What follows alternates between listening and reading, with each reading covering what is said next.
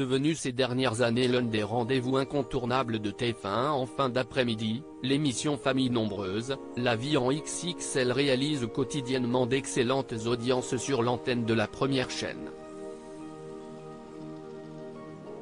Pour rappel, ce programme suit le quotidien de plusieurs familles qui ont toutes la même particularité, celle de compter 5 enfants ou plus au sein de leur foyer. Bénéficiant d'une forte exposition médiatique grâce à cette émission, les différentes familles qui apparaissent à l'antenne ont vu leur vie être transformée, étant donné que certains de leurs membres sont devenus des stars du petit écran.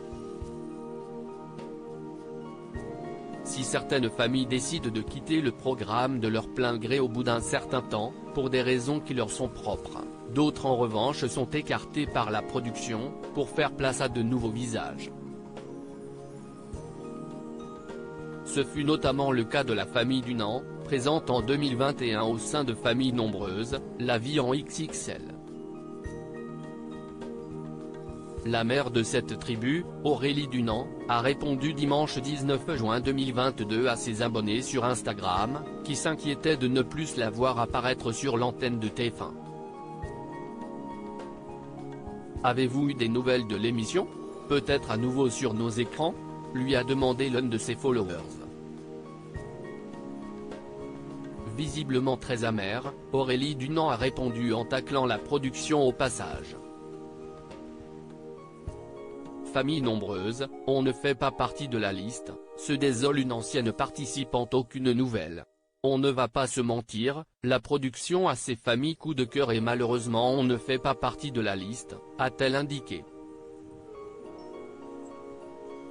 Pour mémoire, 6 nouvelles familles ont rejoint l'émission depuis le 23 mars 2022. Le recrutement mis en place par TF1 Productions, pour trouver de nouvelles tribus à suivre dans Famille nombreuse, La vie en XXL, se déroule en fait chaque semestre. L'importance y est vraiment d'avoir idéalement 5 enfants, voire 4 lors de cas particuliers comme une maman enceinte, des quadruplés. On recrute des familles dans toute la France, dom-tom compris.